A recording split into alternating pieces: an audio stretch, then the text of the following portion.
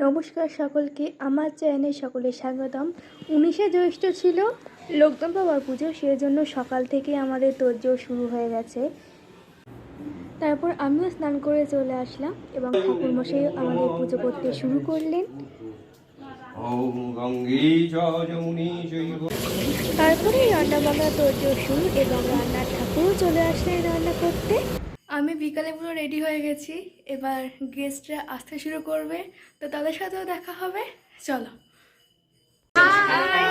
আরো বন্ধুরা ছিল, সবাই চলে গেছে, আমি ভিডিও করতেই ভুলে গেছি।